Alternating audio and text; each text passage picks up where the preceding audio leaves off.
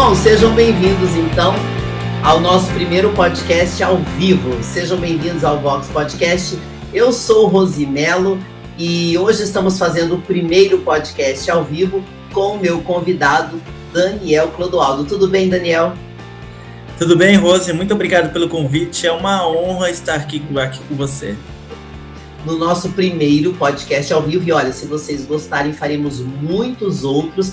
Inclusive, você pode também mandar sugestões de temas, porque quanto mais a gente tiver assunto aqui, mais gostoso vai ser. Bom, hoje nós vamos começar, então, esse podcast ao vivo, e o Daniel vai trazer para a gente esse tema, o poder da sua história. Vamos entender um pouco mais sobre isso, vamos dividir um pouco essas experiências. O Daniel, ele é palestrante, ele vai falar um pouco da vida dele, dividir um pouco das histórias dele de superação e falar um pouco dessa inteligência emocional que ele tanto aplica nos treinamentos e palestras que ele faz. Daniel, conta um pouquinho pra gente de onde você é. Perfeito. Bom, eu sou santamarense, eu nasci na maternidade Santa Marta, aqui em Santo Amaro. Eu morei algum tempo na região, depois eu fui para o extremo sul da Zona Sul, depois da ponte, né? E o mundo é diferente realmente da ponte para cá, e aí fico migrando de um lado ou do outro da ponte, né? Eu brinco que a minha vida está entre esses aspectos dos dois lados, sempre de um lado da ponte ou do outro lado da ponte, mas santamarense, né? De raiz ali, e sempre que eu posso eu estou ali contribuindo com essa região, que já foi um município aqui, né? Então, hoje eu faço parte Para quem não é de São Paulo, gente, porque agora a gente está falando de São Paulo, então você é um paulista paulistano, né? Mas Santo Amaro é um bairro muito grande aqui de São Paulo e bem conhecido, e você está trazendo essa novidade que eu não sabia, porque eu também não nasci em São Paulo, eu sou do Sul. Então, São Paulo já foi uma cidade? Já foi uma cidade, e foi, inclusive, o polo que mais recebeu imigrantes alemães aqui por algum tempo, né? Tem bastante dessa influência também. E como que foi a sua infância, Daniel? Foi uma família simples? Seus pais tinham estudo? Como que era? Olha, eu sou filho de um imigrante do Ceará. Meu pai, depois que terminou o ensino médio, veio trabalhar com os primos dele aqui em São Paulo, vendendo livro de medicina. Meu pai teve uma infância até que um pouco confortável, apesar de estar lá no interior do Ceará. A mãe dele e a minha avó, né, não falava para ele ir trabalhar na roça, falava, não, você vai ficar em casa me ajudando, né?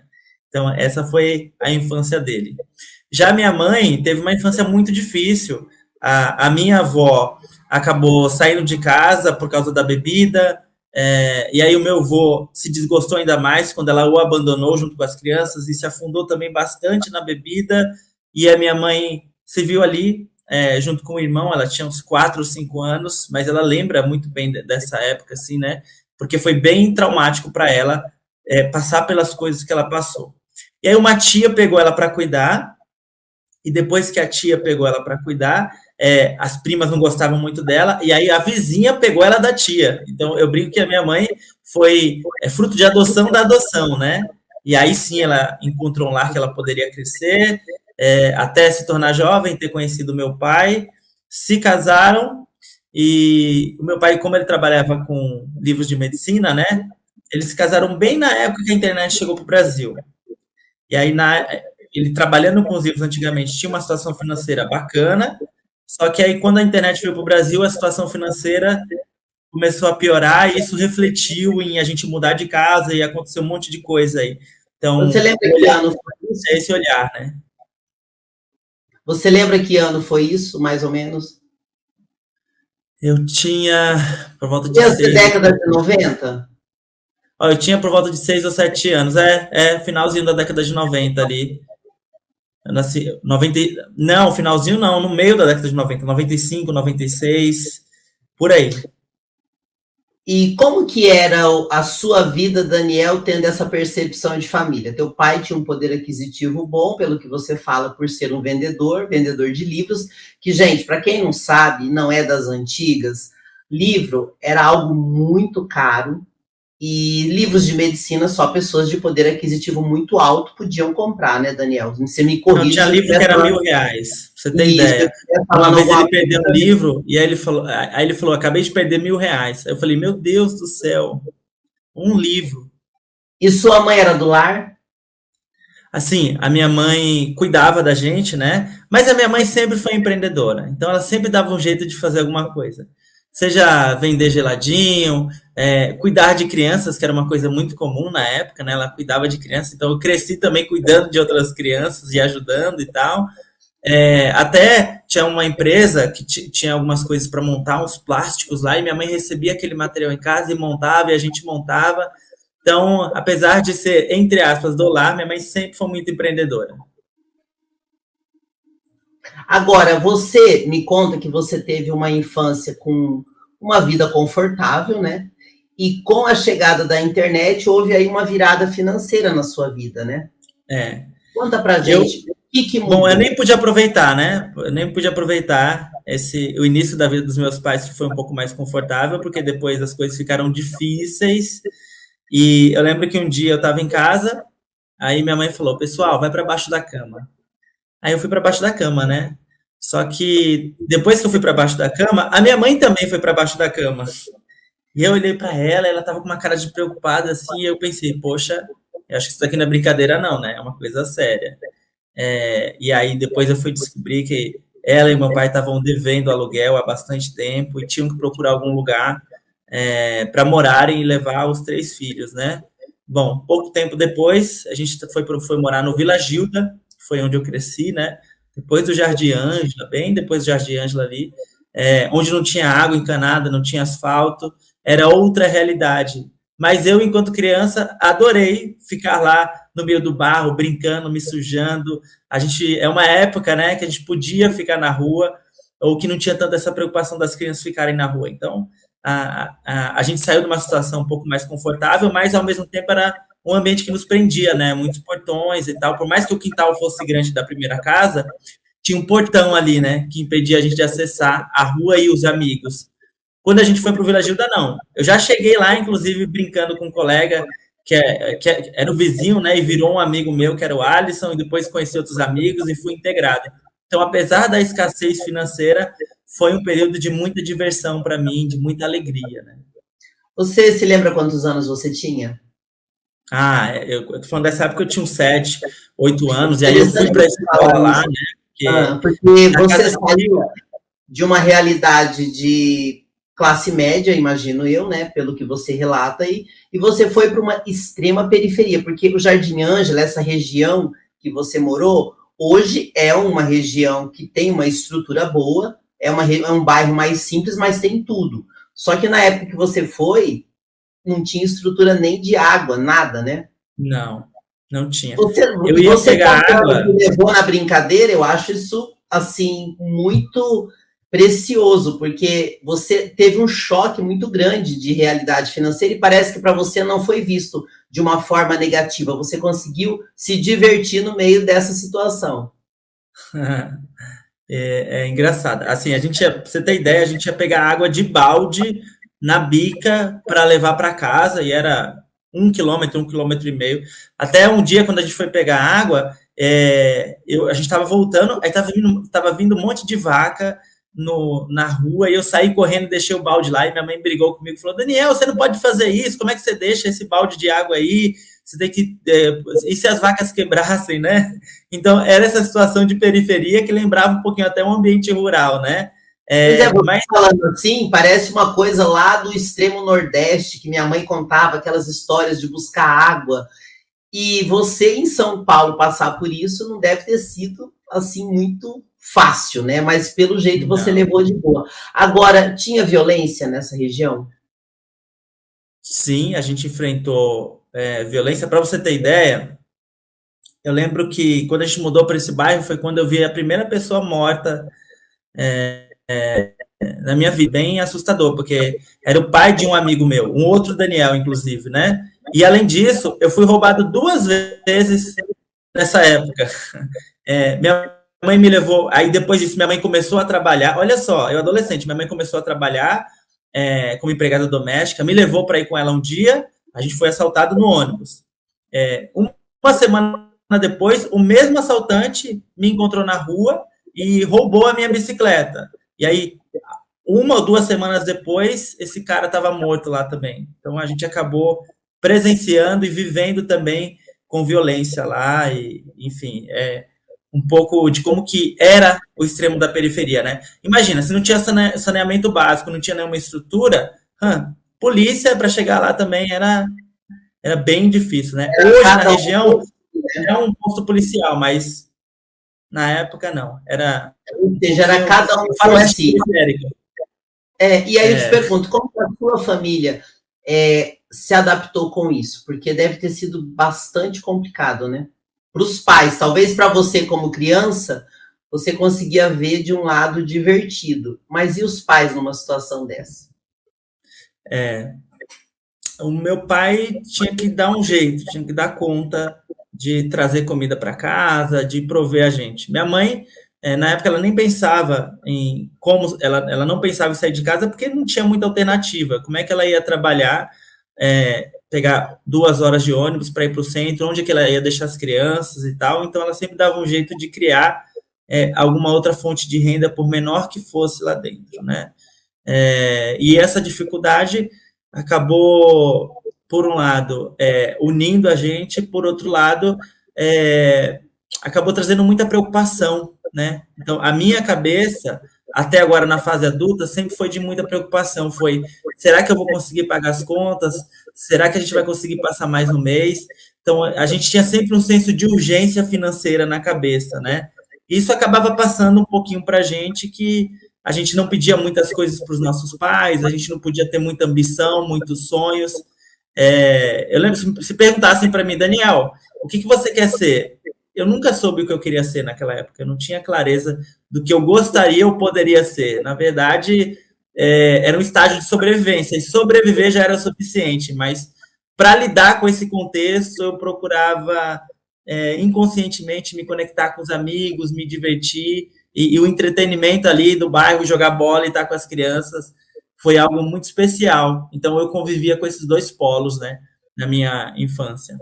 Você chegou a passar fome ou não? Não, mas a gente não tinha mistura sempre, não, assim, tipo, às vezes a gente tinha que comer o que tinha ali, às vezes não tinha. Para aparecer alguma carne, era bem complicado. Eu lembro que eu fui comer traquinas depois de velho. Eu fui pro McDonald's com 14 anos, né? E quando eu fui pro Mac, para mim foi uma realização, assim. E você começou a trabalhar em que momento? Boa pergunta, excelente pergunta.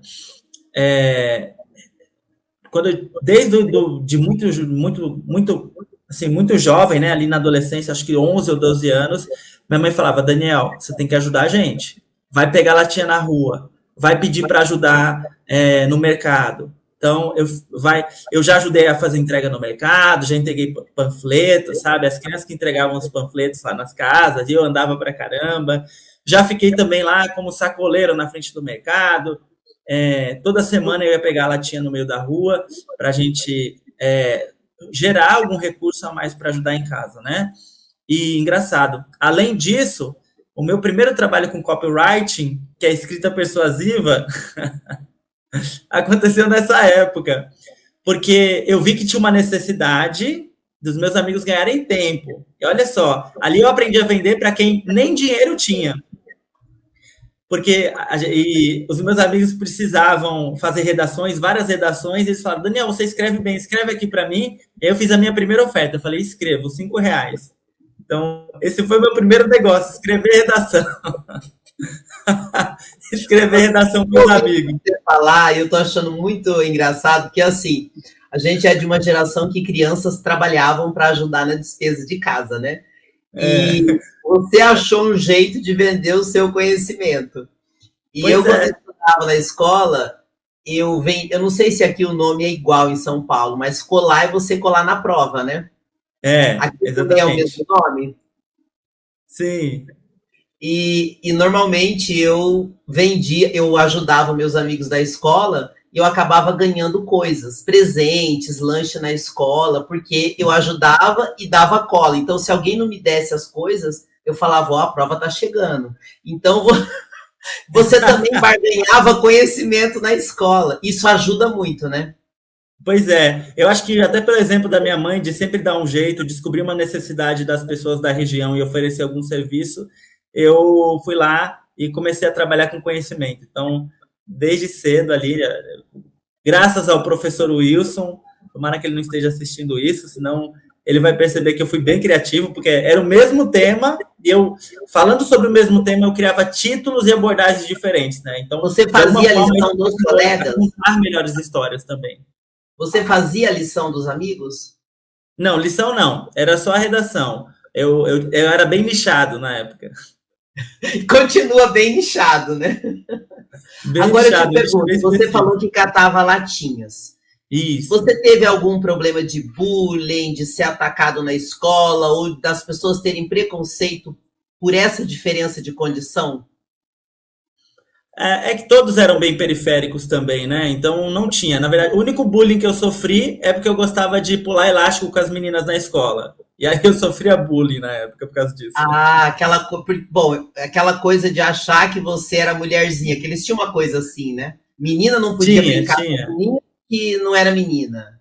E vice-versa. É, é. Tinha brincadeira de menina e brincadeira de menino, Era né? assim E não, mesmo. eu gostava. Eu Eu sempre também gostei de transitava por esporte, dois mundos. ginástica, atividade física.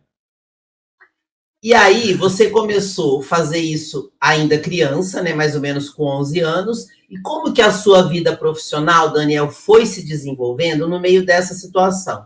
Era mais uma necessidade? Em algum momento você se revoltou com essa condição ou não? Não, nunca. Pelo contrário, eu tinha algum dinheirinho para ajudar em casa, né? Então, tudo que eu recebia eu ajudava em casa. E aí comprava uma coisinha ou outra. Também trabalhei com artesanato. Na época a gente fazia algumas frutas com isopor e parafina com a dona Janete, que tinha o esposo lá, que eles eram artesãos e me chamaram para ajudar. Mas eu não via com maus olhos, não.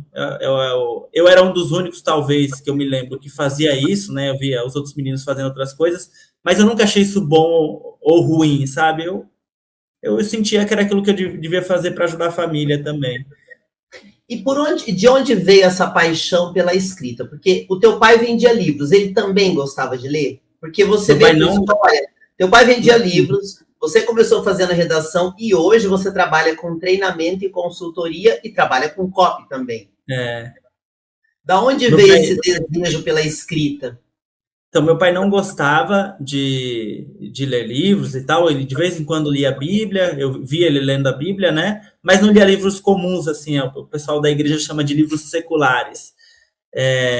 E nem eu gostava de ler livros, tá? Eu primeiro comecei a gostar de escrever, depois é uma outra história que aí eu fui escrever.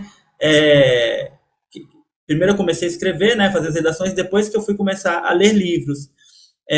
Mas gostar de escrever, na verdade, é porque, como um bom oral, um bom comunicador, um bom influente, eu sempre gostei de falar, né? E aí o desafio de falar sobre o mesmo assunto, sob pontos de vistas, com abordagens diferentes, era o que me motivava naquela época.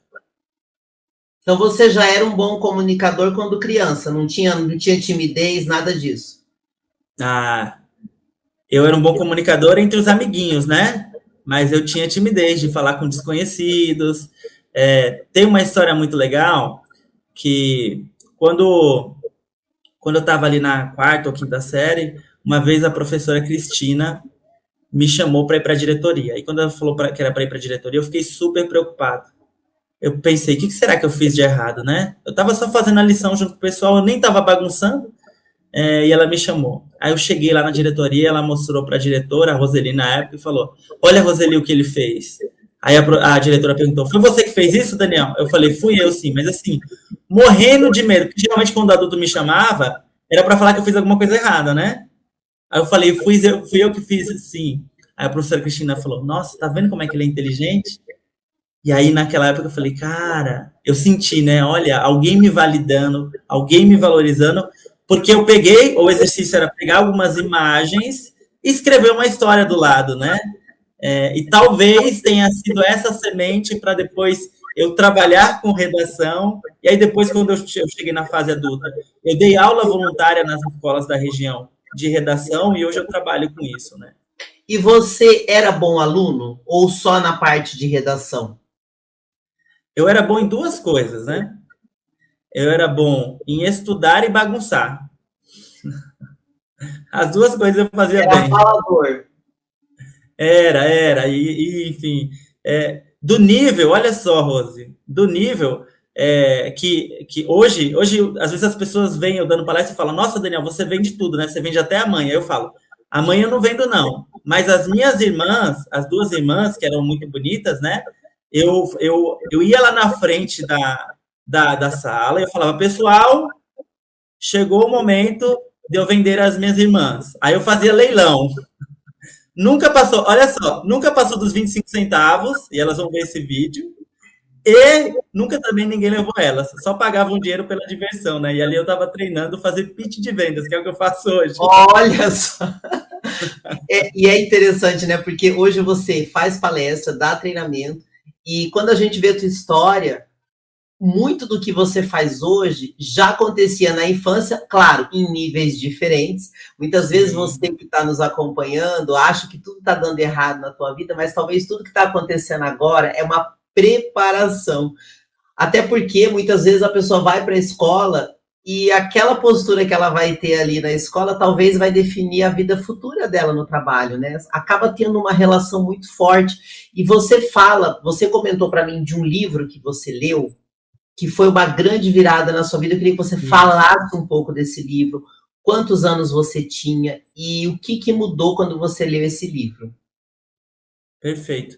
Só comentar uma coisa antes, que é o que você está falando, né?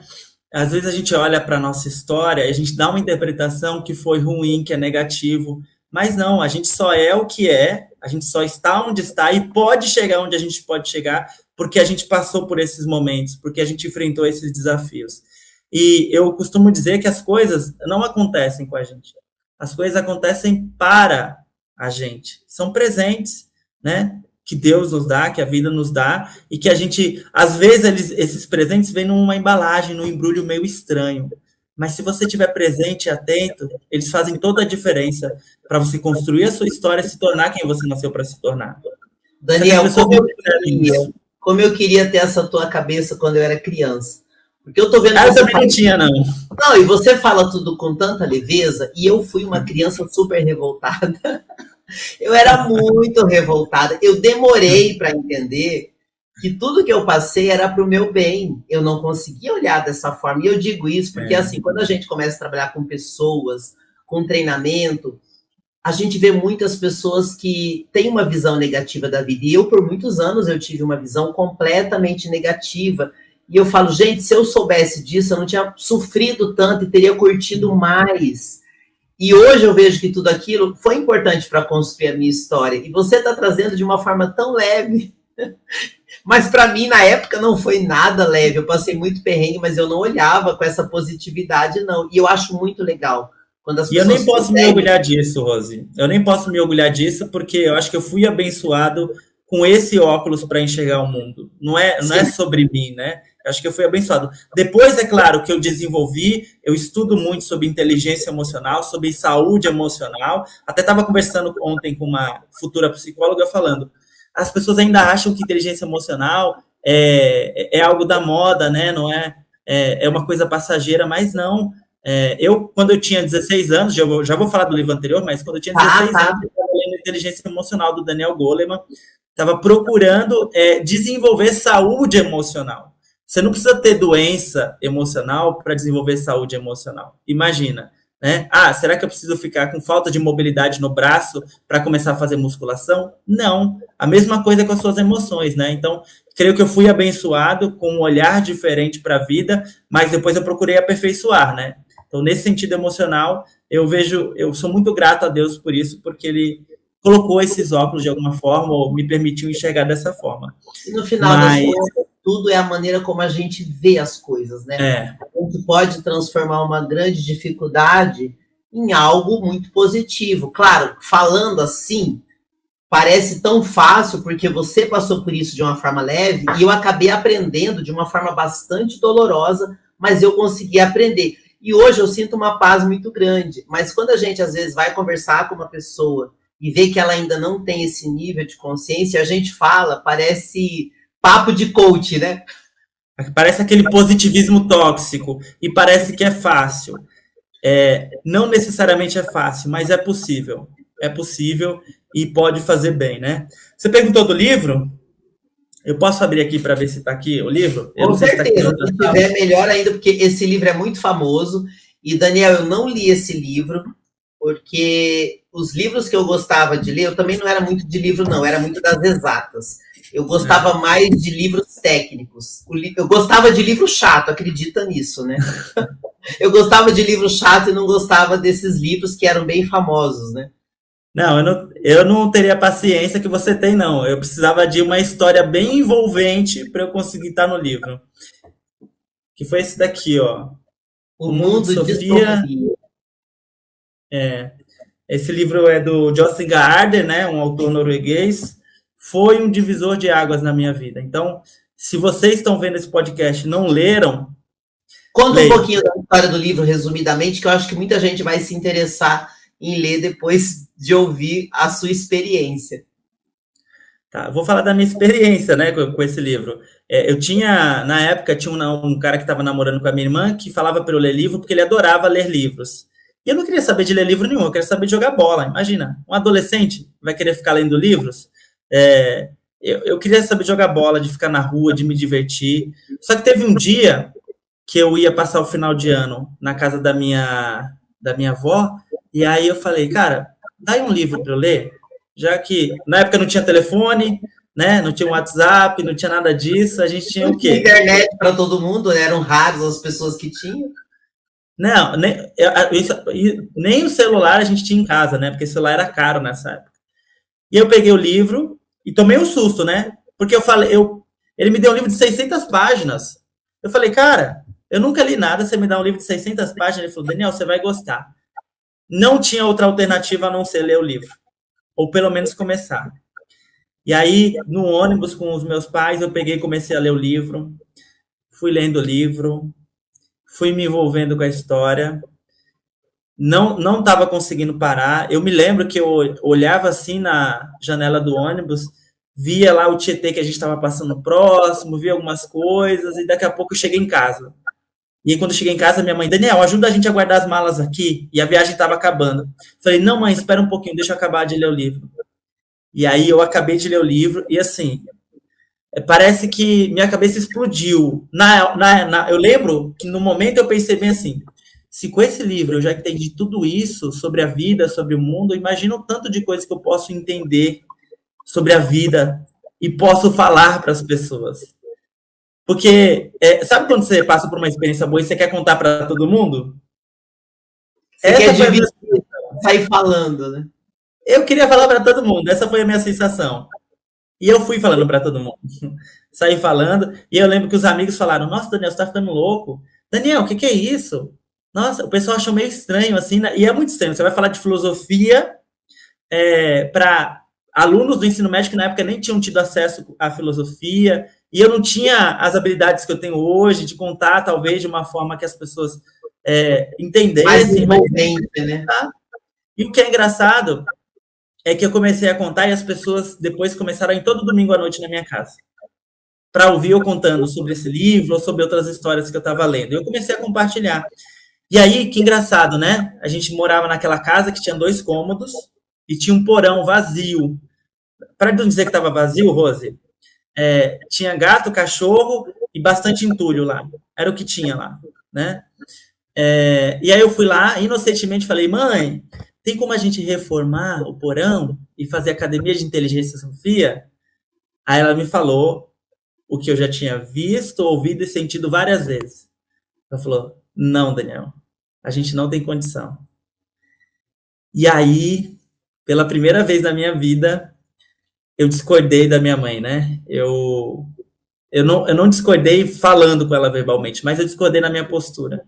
Eu fui na minha vizinha, Maria, e falei, Maria, sabe essa areia aí, essa pedra que a água tá levando na chuva? Você pode doar um pouquinho para eu fazer academia de inteligência Sofia? Que inclusive o Alisson vai participar. E a Maria deu um pouquinho de areia, de pedra. Daqui a pouco, outros vizinhos começam a ajudar. Daqui a pouco os amigos da igreja vão lá ajudar, e o Luiz fala, não, Daniel, eu vou fazer para você, deixa que eu reboco lá. Daqui a pouco a minha irmã começou a trabalhar, e ela doou parte do dinheiro para ajudar a reformar, e um espaço que estava 8 anos abandonado, né? Depois de 3 meses, estava mais bonito do que a casa lá em cima, né? Tava pra gente, reboco era uma coisa chique, né? Tava rebocado, tava com pintura, tinha lá os lugares pra gente sentar, e ali eu entendi o poder de ser engenhoso, né? Da engenhosidade, né? Que é quando a gente mistura inteligência com criatividade, né? E aí eu digo que isso só acontece quando você encontra um grande motivo. E ter essa chama acesa dentro de mim foi o motivo, né? Eu costumo dizer que foi ali que eu acendi a chama, ou seja, eu entendi o meu chamado. Às vezes até me perguntam, Daniel, o que você faz? Eu falo, eu faço a mesma coisa que eu fazia quando eu tinha 16 anos. Aprendo conteúdos que podem mudar a minha vida, coloco em prática e ensino as outras pessoas a fazerem a mesma coisa. Né? Então, Daniel ainda é esse menino de 16 anos que leu O Mundo de Sofia, de alguma forma, né? Você continua reproduzindo isso na vida, né? E a gente está no momento que o mundo está precisando de ajuda, e não é só o dinheiro, né? Você falou aí a experiência de se juntar com os vizinhos, com as pessoas da igreja, e muitas vezes na periferia, essa solidariedade, ela faz uma diferença enorme, enorme. Claro, a gente tem histórias de pessoas que têm condição financeira boa e que também são generosas, mas parece que você não tem nada. Quando você começa a compartilhar e se ajudar, as pessoas se fortalecem, né? E nós estamos num momento que a internet trouxe muitas coisas boas, a possibilidade da gente dividir experiências, da gente ter acesso a conhecimento, mas muitas vezes as pessoas não sabem como usar. Às vezes você vê a pessoa perdendo tempo com coisas que não estão agregando na vida dela, ou talvez olhando o sucesso do outro e não está construindo o próprio sucesso. E você está trazendo uma história tão bonita de uma criança que fazia algo que você continua fazendo como adulto e que está contribuindo para a vida de outras pessoas. E isso é muito rico. E começou de uma grande dificuldade, né? E volta aquilo que a gente comentou no começo. Às vezes aquele momento difícil que a gente está vivendo é para construir uma história lá na frente, né? Para te preparar, para te fortalecer, né? Tem até um livro que fala sobre isso, que é o obstáculo é o caminho, né? Faz parte do processo e isso só te faz bem. E tem uma coisa, Rose, vindo de onde a gente veio, vindo de uma situação de escassez financeira, de dificuldade, e hoje é moda falar sobre empreendedorismo periférico, né?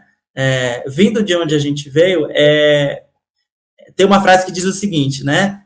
Se você tem bastante condições, mudar sua realidade é um direito. Se você não tem bastante condições, mudar sua realidade é um dever, né? Então, a gente faz porque é o que a gente precisa fazer, é como que a gente consegue dar um jeito, ter novas ideias, combinar as suas ideias com outras pessoas e construir algo a partir disso, né? Por isso que eu gosto, inclusive, do conceito de combinatividade, né?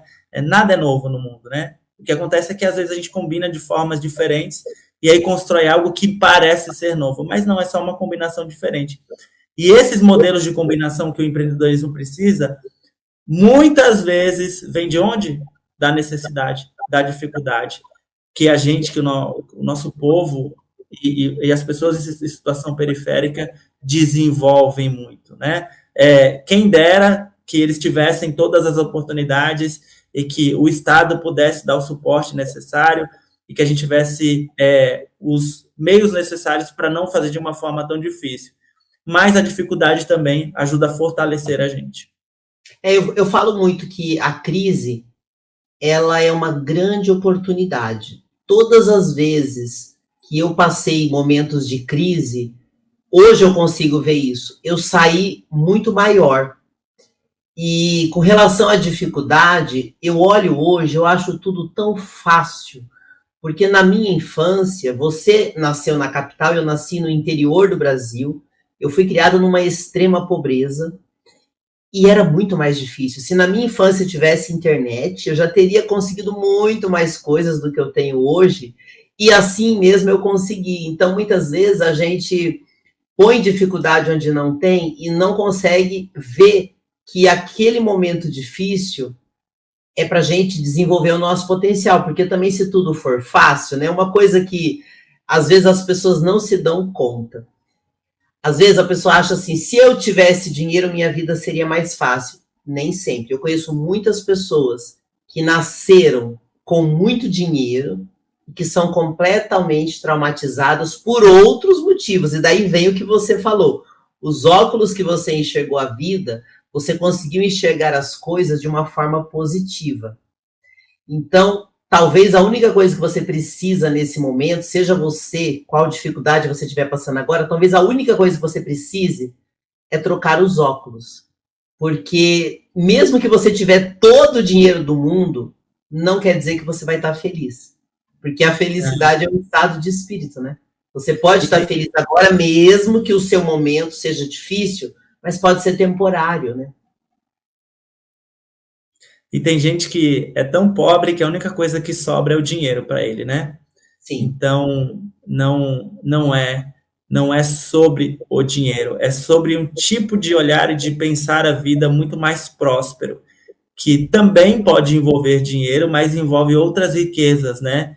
Como essa saúde emocional, essa capacidade de lidar com as emoções, como os bons relacionamentos, uma relação espiritual com a sua fé, uma relação e o cuidado com o corpo, para você também saber que é o seu meio de viver a vida, a sua casa temporária.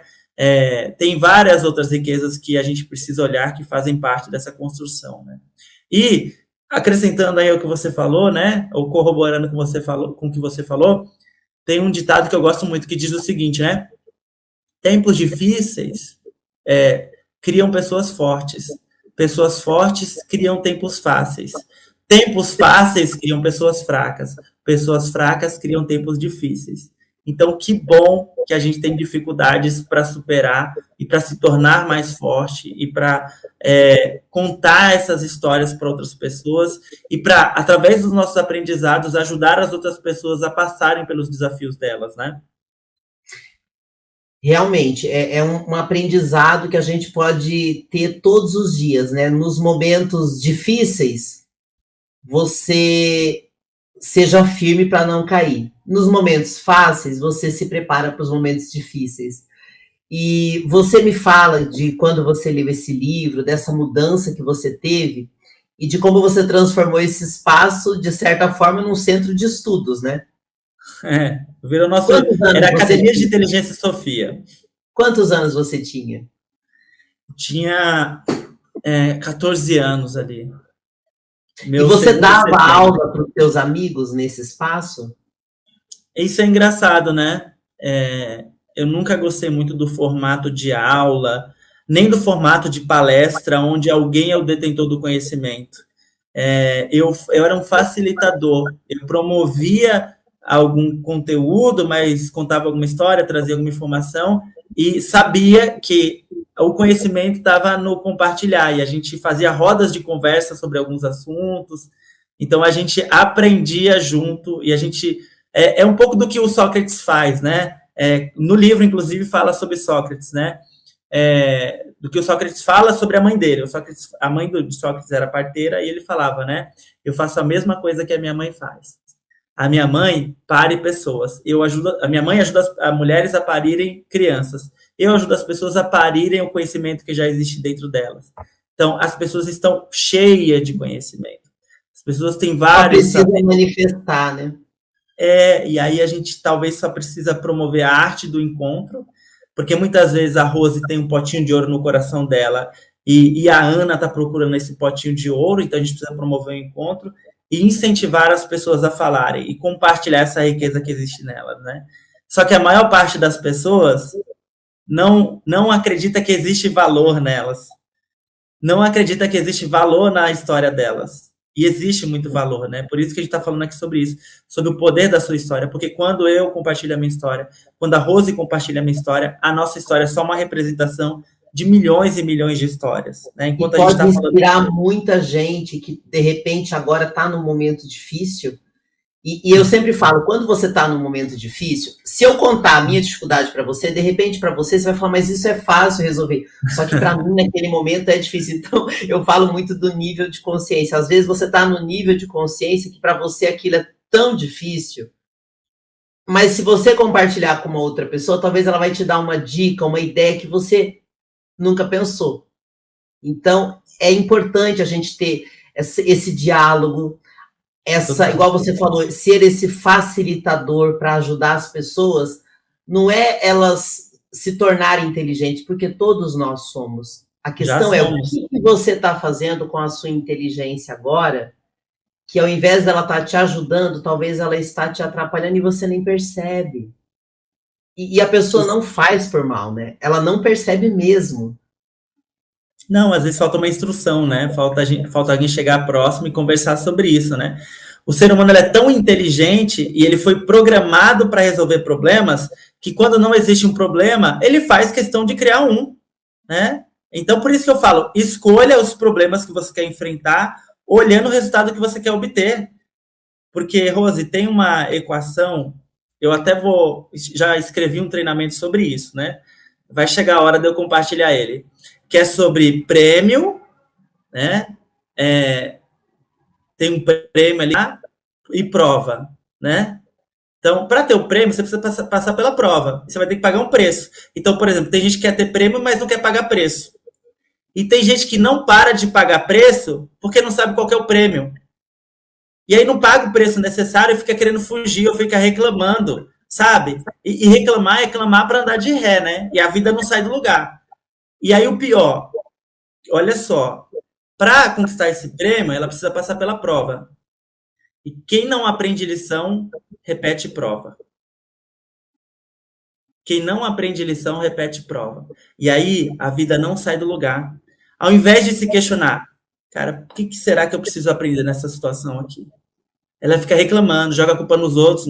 Você pode jogar a culpa em quem você quiser, né? Eu brinco que no Éden, o ser humano aprendeu a jogar a culpa nos outros. Que Eva jogou a culpa na serpente, Adão jogou a culpa na Eva e tal. Não importa em quem você joga a culpa. A questão é uma só. De quem é a responsabilidade? A responsabilidade é sua. Assume a responsabilidade e fala, tá bom, o que eu posso aprender com isso daqui? E aí, quando você aprende a lição, você passa pela prova e ganha esse prêmio. Só que muitas vezes, por falta de visão, né, por não saber qual que é o prêmio que a pessoa quer ter, ou seja, qual o tipo de vida que ela quer conquistar, ela não escolhe as provas que ela quer passar, e aí vem várias provas aleatórias, e ela parece que não sai do lugar, e fica só sofrendo e reclamando. É um pouco disso, ó, Rose. Imagina o seguinte, você andaria numa areia quente, uma areia que estivesse fervendo? Não. Se você pudesse ficar na sombra, você ficaria, certo? Com certeza. Agora, se depois dessa areia quente tem um mar geladinho, você iria para esse mar? Sim. De preferência, eu iria correndo para não esquentar muito o pé, né?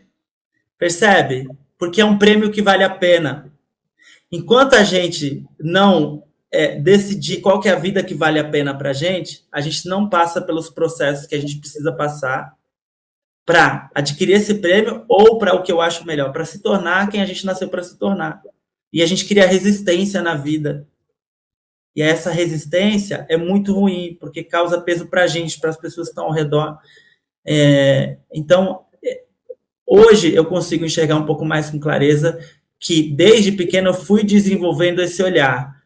E começando a escolher, é um trabalho que eu tenho feito, quais são, então, as dificuldades que eu vou criar na minha vida. Não é nem que eu vou esperar acontecer, que eu vou criar, né? Se alguém quer ter um corpo bonito, vai ter que ter a dificuldade de fazer musculação. Se alguém quer ter melhor resultado financeiro, vai ter que ter a dificuldade de aprender e aplicar alguma coisa nova, né? Então, sempre tem os preços a pagar e as provas. Mas a gente nunca pode esquecer, existe algum prêmio ali do outro lado. E tudo é um processo, né? As pessoas, acho que até pelo fato de hoje estar tudo tão fácil, né? Você contou aí de quando você era criança e tinha que buscar água a quilômetros. Minha mãe contava essas histórias porque minha mãe, ela já é falecida, mas ela foi criada no Nordeste e eu nasci no Paraná, no sul, onde tem tudo.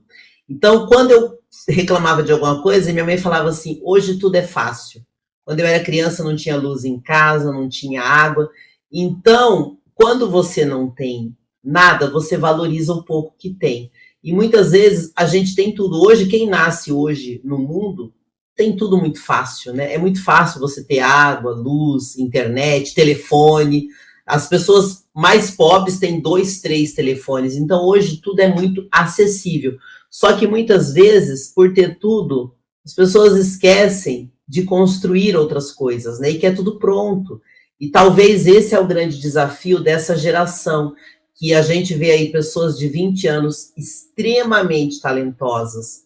Alguns estão ficando milionários muito cedo, porque hoje tem muito mais facilidade, mas tem alguns que estão completamente perdidos na vida e sentindo que não tem oportunidade. Talvez é só você mudar o ângulo de visão, né? Talvez a tua maior dificuldade agora vai ser um grande motivo de superação para você lá na frente. Não sei o que você está passando nesse momento, você que está nos acompanhando, nos assistindo ou nos ouvindo, mas começa a pensar sobre isso, né? Porque o Daniel está trazendo aqui uma experiência de quem vive isso na prática todos os dias, né? Inclusive, eu queria que você falasse para a gente desse momento que você montou ali a escola de Sofia.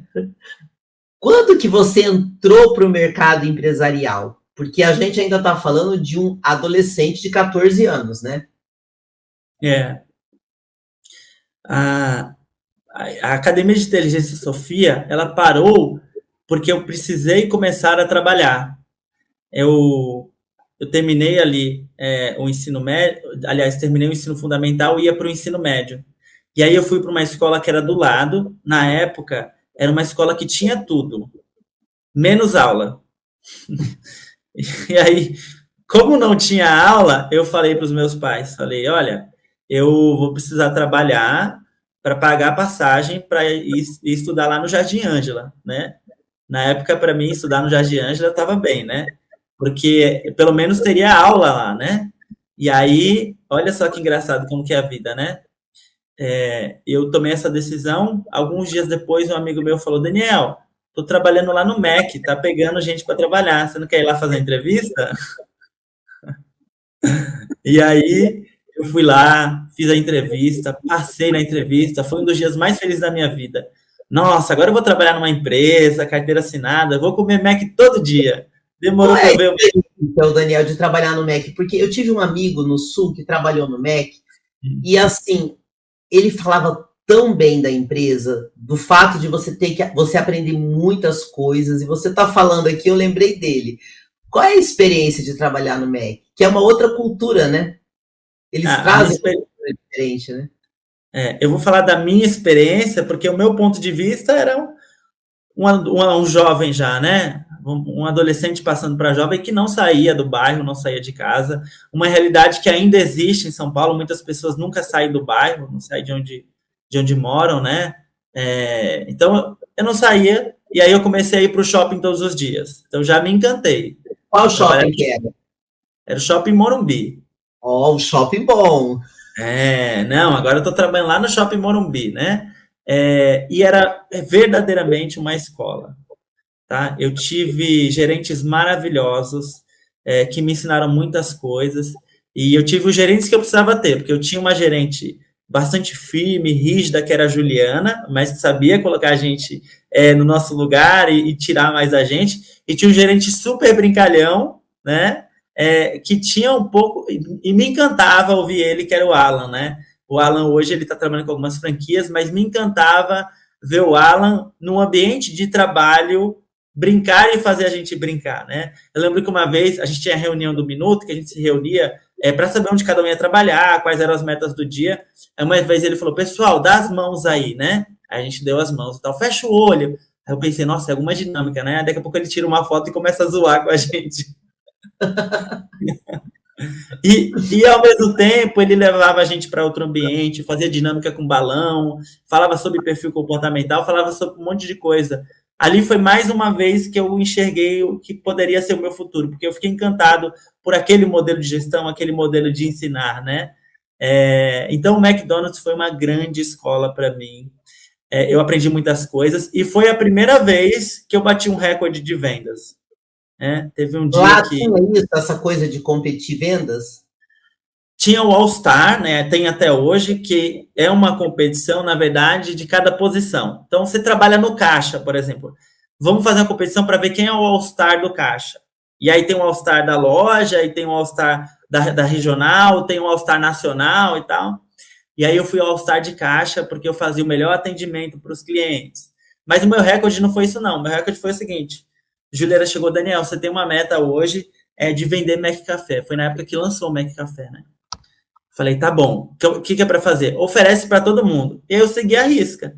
Eu ofereci para todo mundo. No domingo, sol a pino lá fora e eu oferecendo. Todo mundo chegava e falava, oi, boa tarde, tudo bem? Qual vai ser o seu pedido? A pessoa fazia o pedido e eu falava, no final do pedido, né? Ah, tá bom, tá anotado aqui. Você quer provar o melhor café do Brasil? E a pessoa falava, me dá um.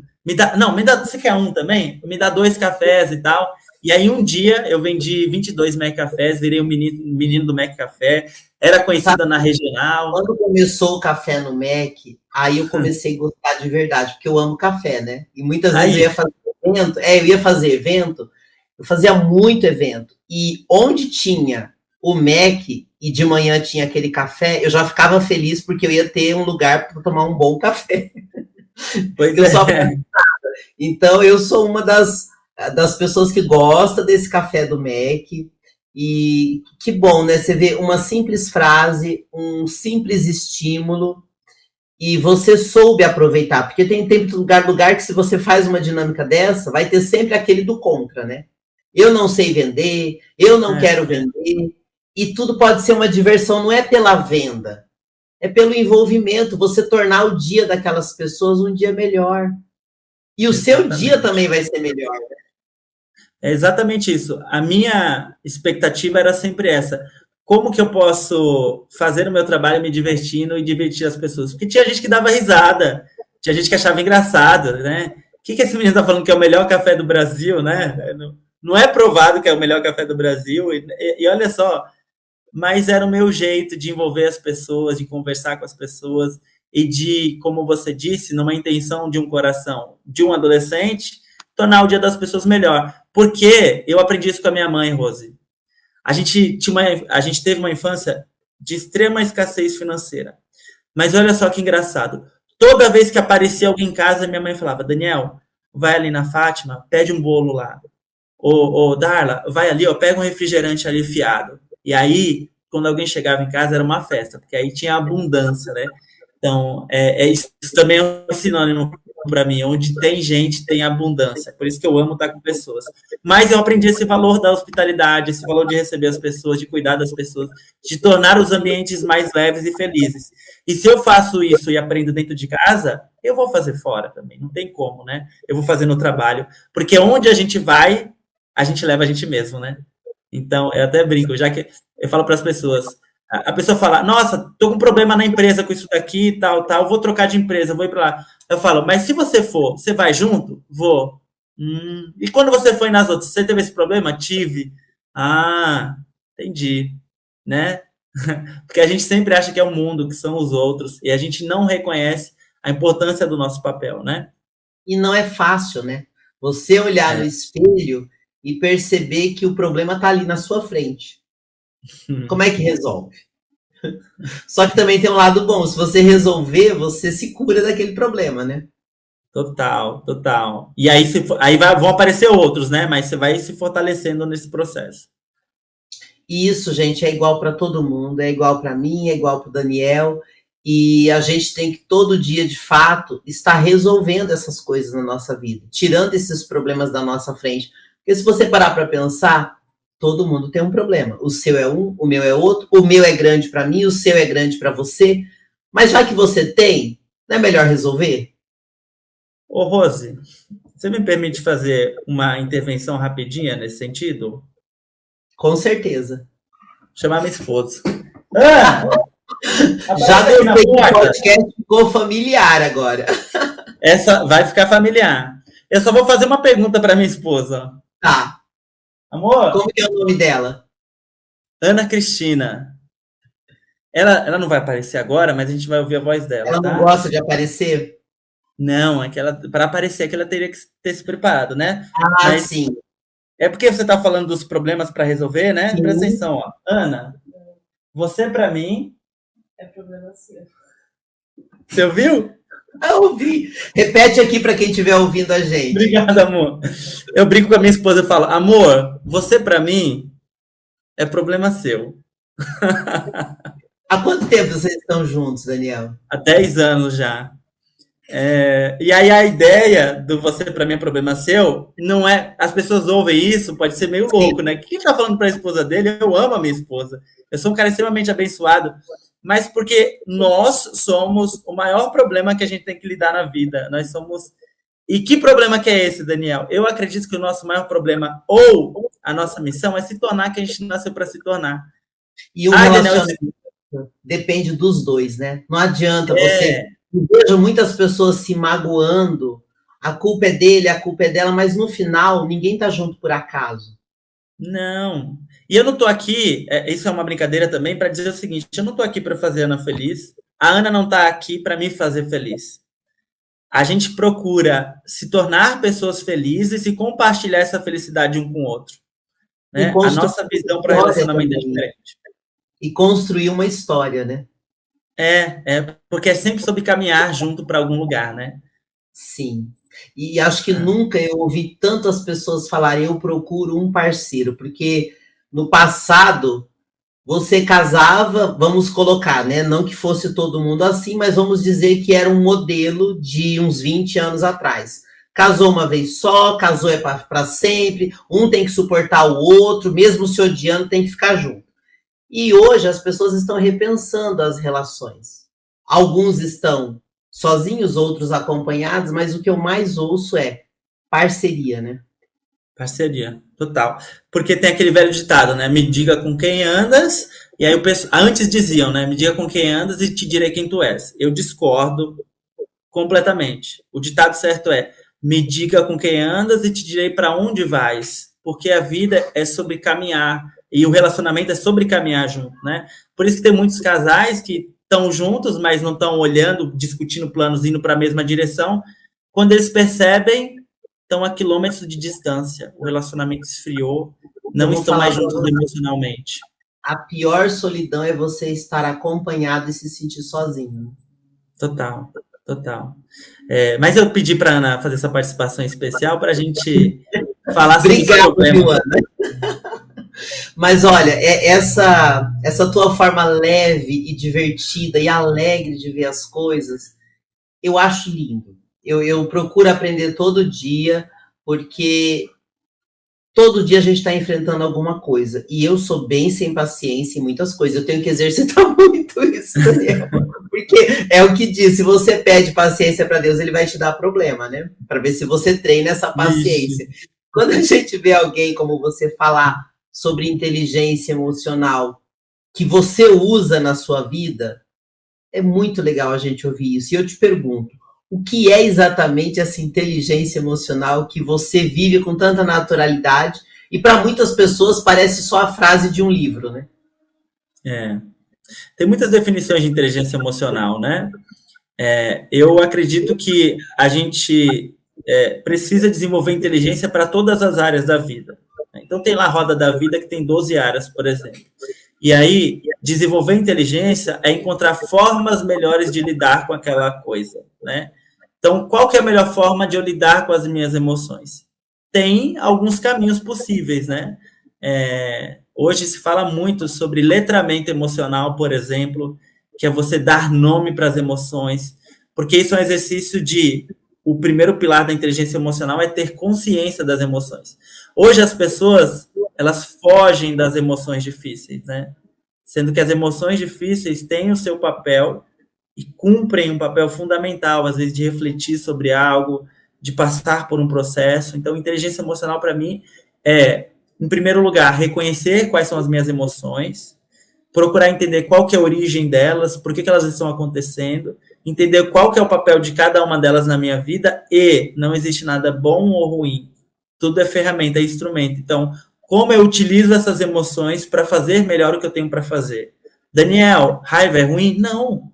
Raiva é maravilhosa, né? A raiva é uma das energias de realização. Você é uma mulher realizadora porque você está sempre meio nervosa, com raiva, então é uma energia para realizar. Então, às vezes, eu procuro acessar a raiva, por exemplo, para lidar com algumas questões, sabe? Então, a inteligência emocional tem a ver com ter consciência das emoções e dominá-las, não sempre, ou nem muito rápido, mas no sentido de que o quanto antes eu enxergar qual é a emoção e quanto antes eu conseguir direcionar ela para a ação correta, mais inteligência emocional eu tenho. Quando você fala para mim dessa tua experiência trabalhando no MEC, depois você foi para onde? Porque eu quero saber como que você chegou até esse mundo empresarial. Porque nós ainda estamos no Daniel jovem. Vamos lá, vamos avançar.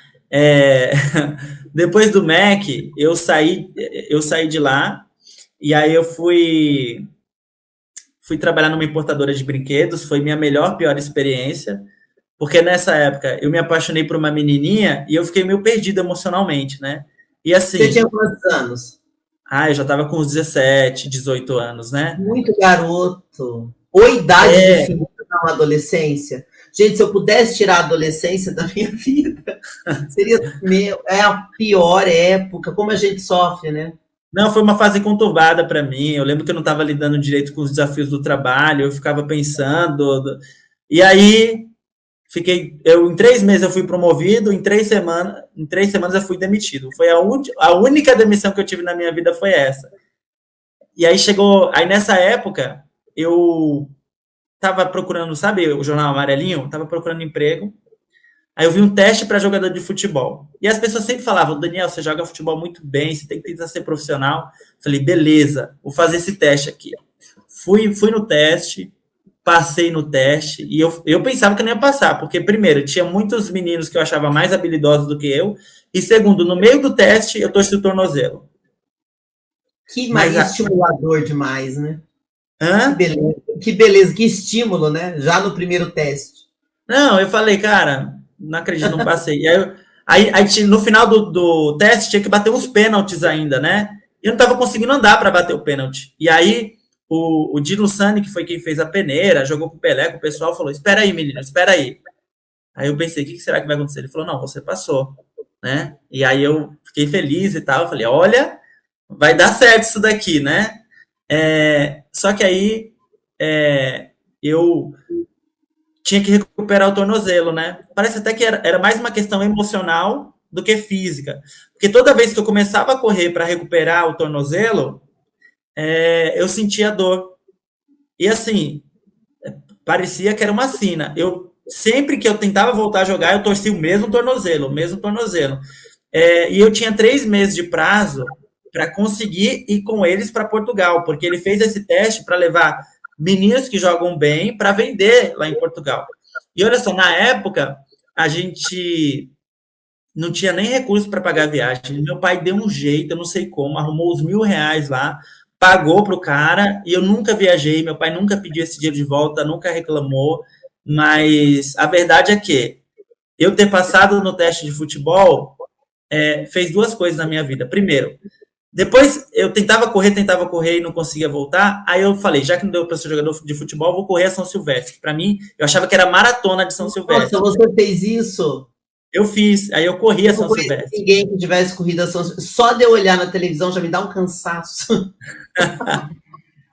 E aí 2 coisas, né? Eu corri a São Silvestre e eu falei, não, mas uma hora eu vou me recuperar. Qual tipo de trabalho eu posso fazer para eu trabalhar à noite e de dia eu treinar para jogar futebol? Aí eu fui pleitear uma vaga na Pizza Hut, passei na Pizza Hut, fui trabalhar na Pizza Hut, uma escola maravilhosa, onde eu comecei como atendente, saí de lá como gerente e treinador. Foi a primeira experiência que eu tive profissional de treinar outras pessoas.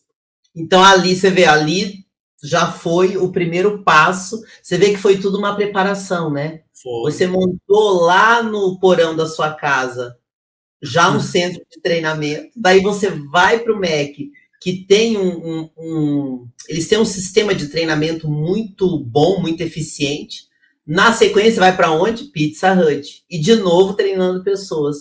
De certa maneira, você estava sendo preparado o tempo todo, né? Tava. E eu costumo dizer que o caminho da prosperidade, da abundância, é sempre esse. Você aprende, você ensina, e por último, você ensina a ensinar. Então, hoje, por exemplo, na próxima semana, eu vou dar um treinamento para ensinar as pessoas a darem treinamento, para ensinar as pessoas a fazerem palestras com essa didática, porque as pessoas me procuraram, né?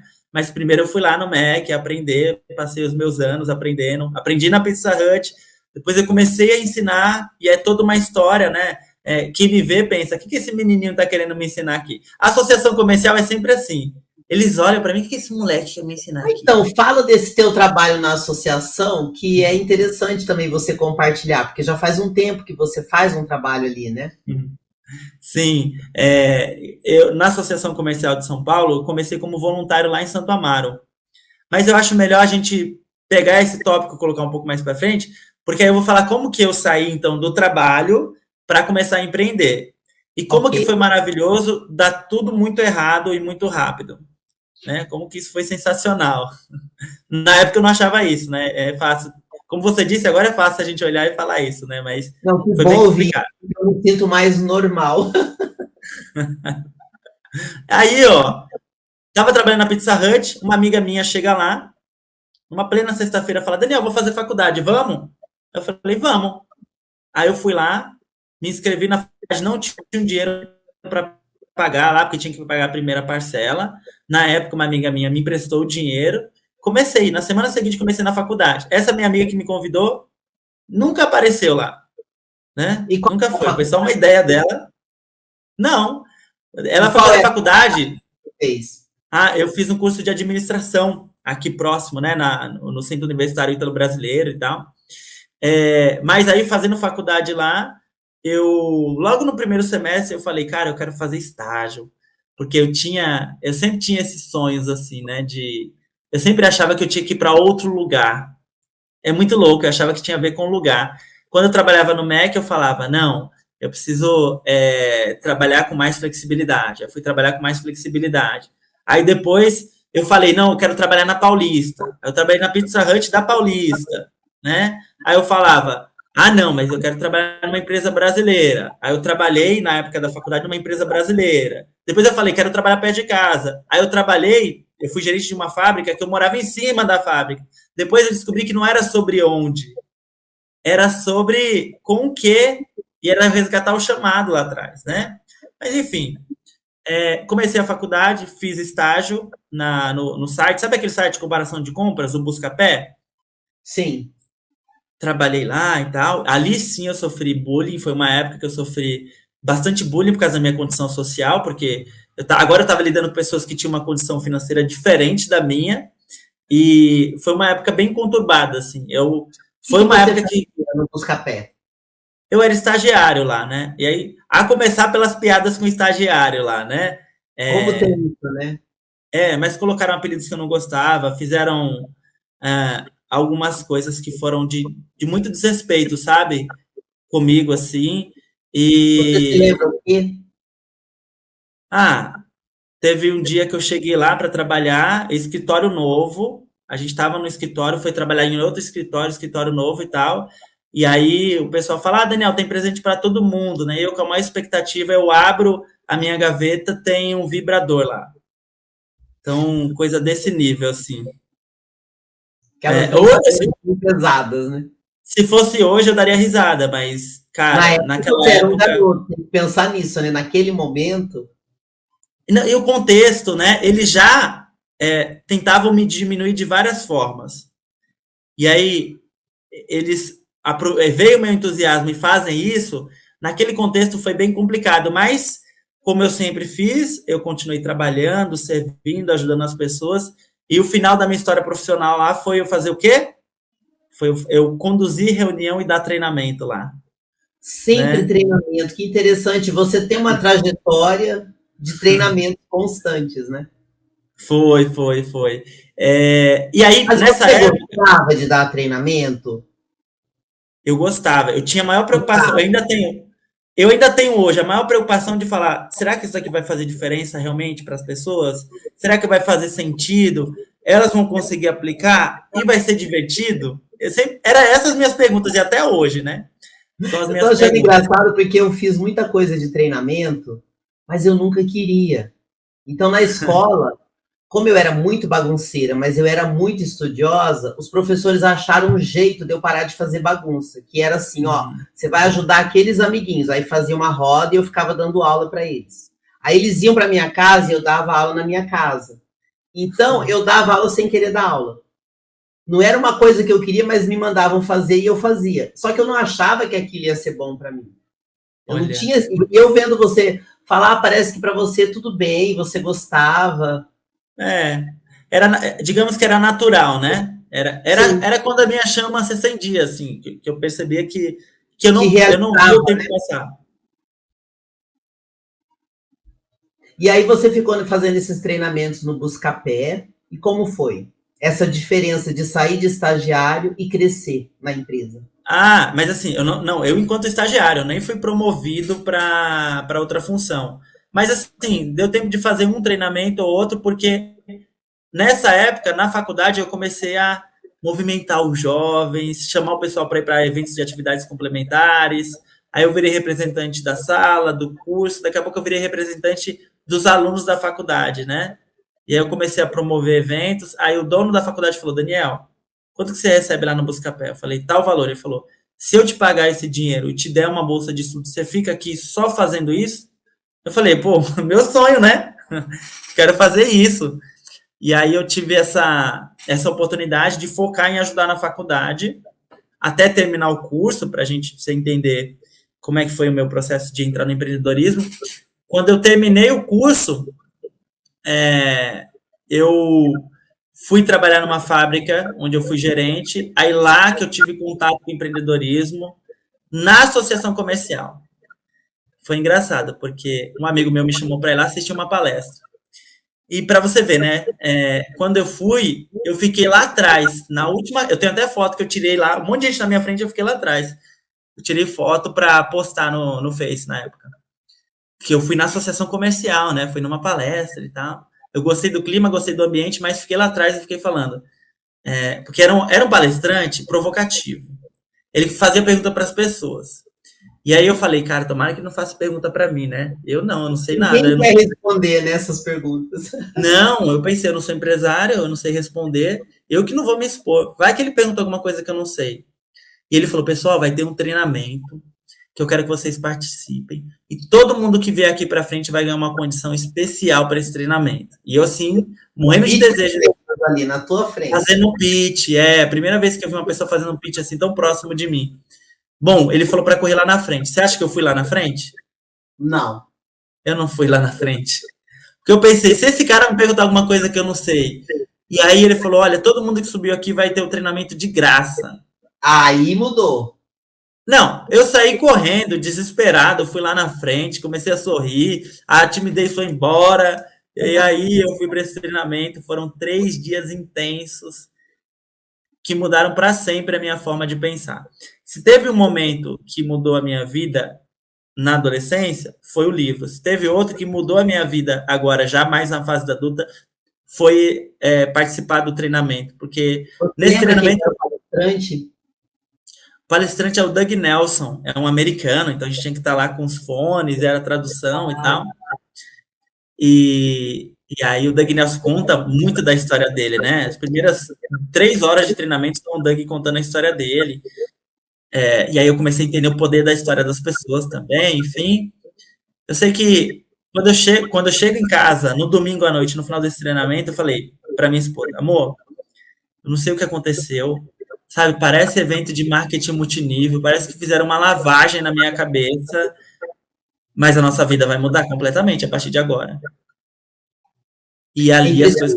É como esses ciclos de palestras, esses treinamentos, eles viram a chave, né? Não tem como. Totalmente. Eu tinha ainda um pouco de dúvida, algumas coisas, mas eu sabia que, cara, nunca mais vai ser diferente a minha vida. Era como se fosse... Foi mesmo, né?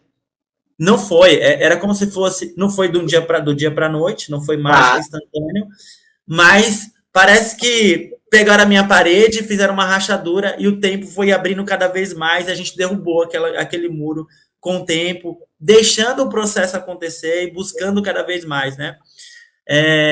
Mas aí, olha só que engraçado. Aí, uma semana depois, ou naquela semana, não lembro direito, eu sei que uma amiga foi em casa e eu contei tudo que eu passei no treinamento para ela. Ela ficou até de madrugada lá em casa. Poucos dias depois, ela me fala, eu não sei, não lembro se ela foi promovida, se ela começou a ganhar mais. Ela falou: Daniel, sabe aquilo que você me falou?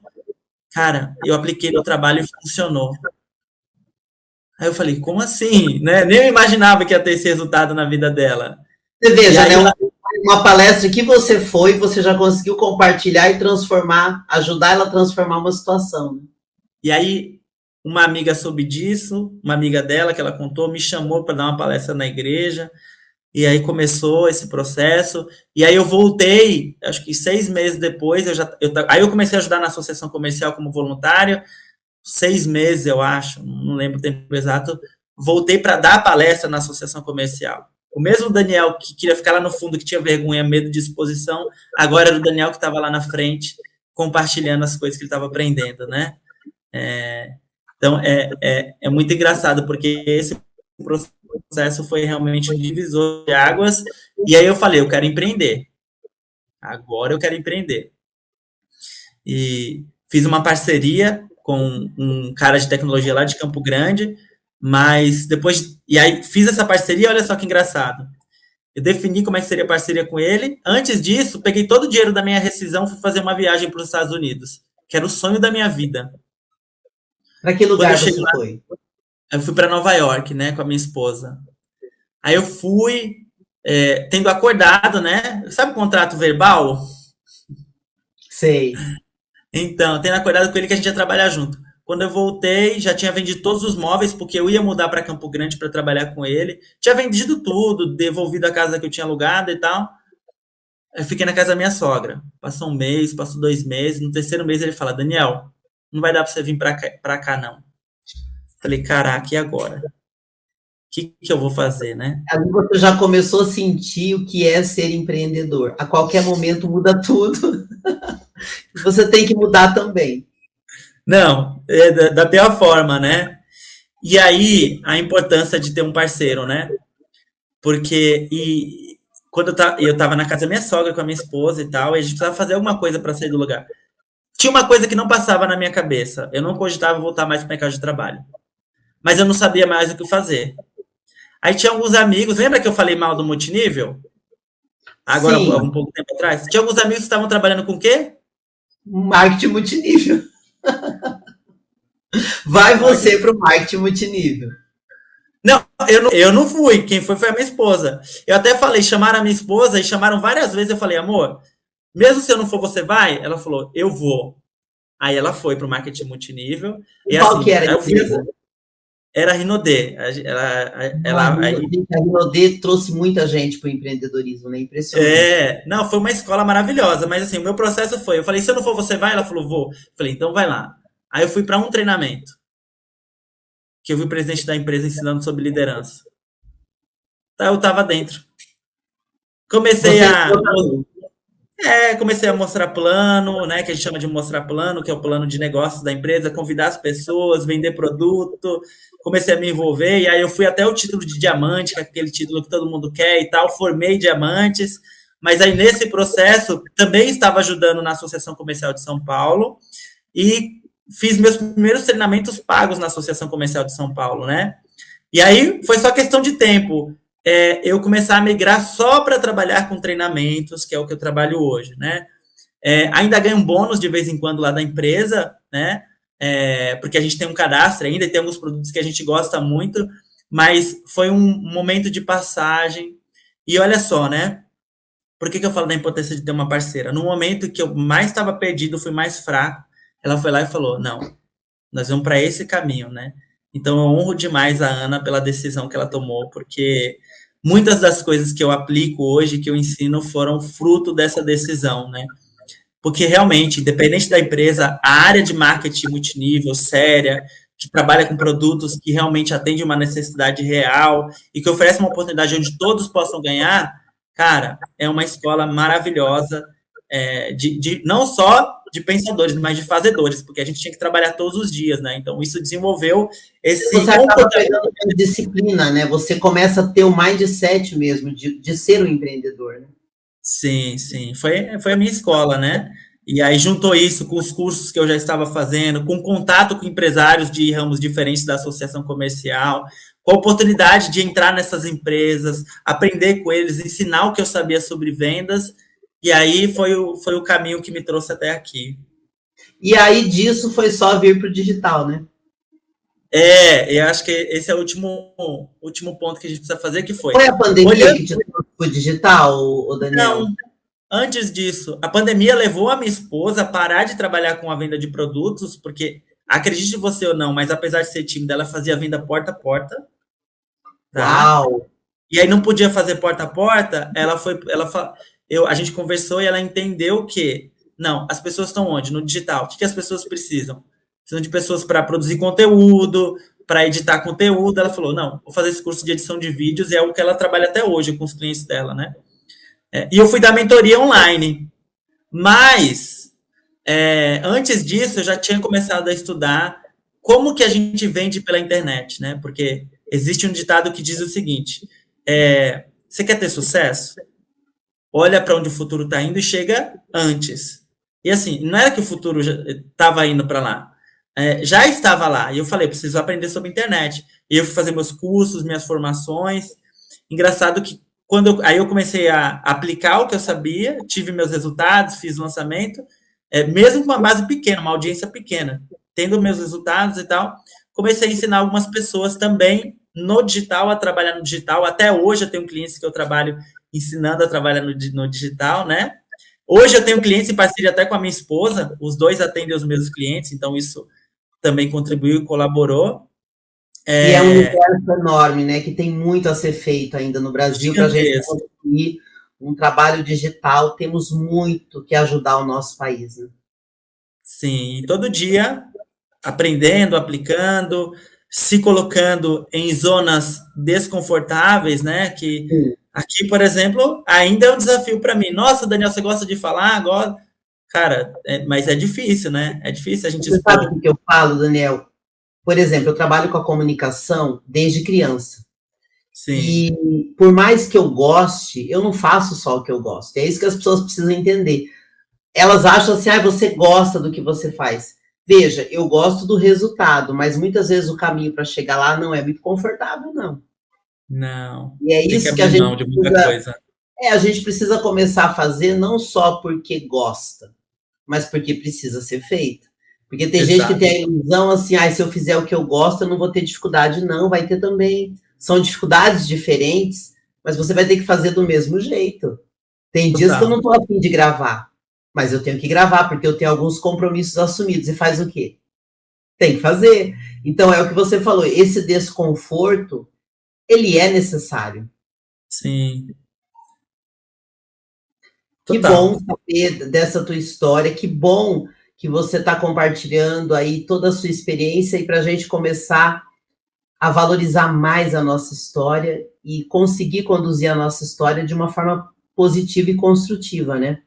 Antes da gente encerrar, Daniel, eu vou pedir para você, primeiro, deixar o seu Instagram para quem quiser falar com você ou pedir sua ajuda em qualquer situação, como é que fala contigo?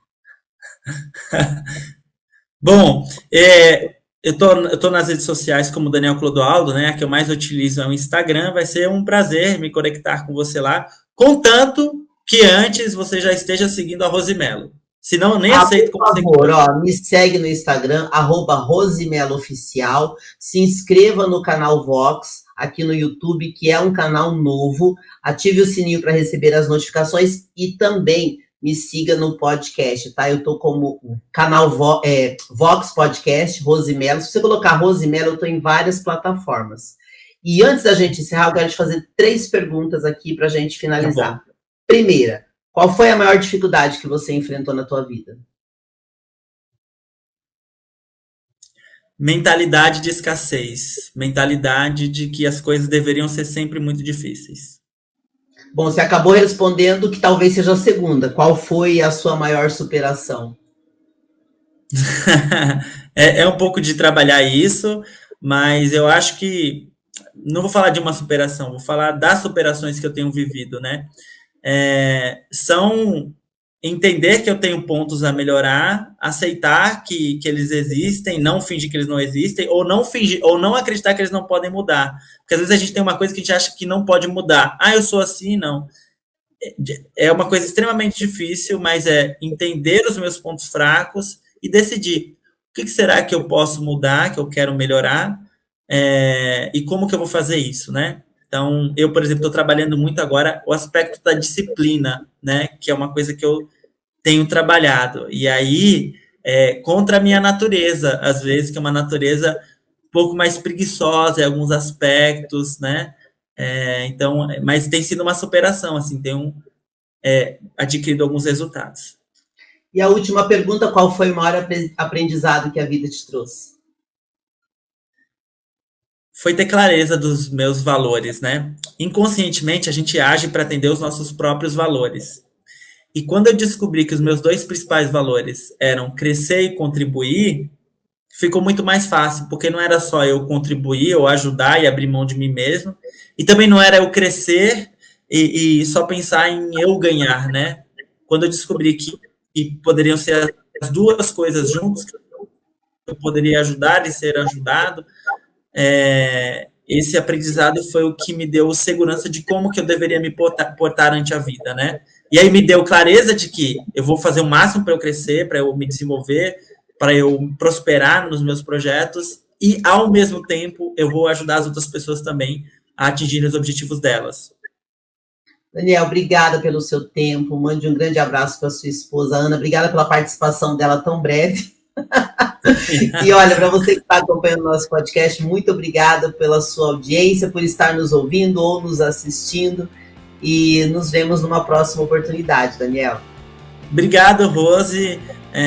Foi sensacional estar aqui com você. Eu acho que um pouco da nossa história é um pouco da história de quem está ouvindo também. Espero que tenha feito sentido para quem está ouvindo entender e valorizar a sua própria história. E contem a história de vocês, tá? Existe muito poder na sua história. E valorize a história de vocês. Talvez a tua história agora tá parecendo que tá tudo dando errado, mas não, tá tudo dando certo. Só falta você perceber isso. Gente, obrigada pelo carinho de vocês. Nos vemos no próximo conteúdo. Até lá!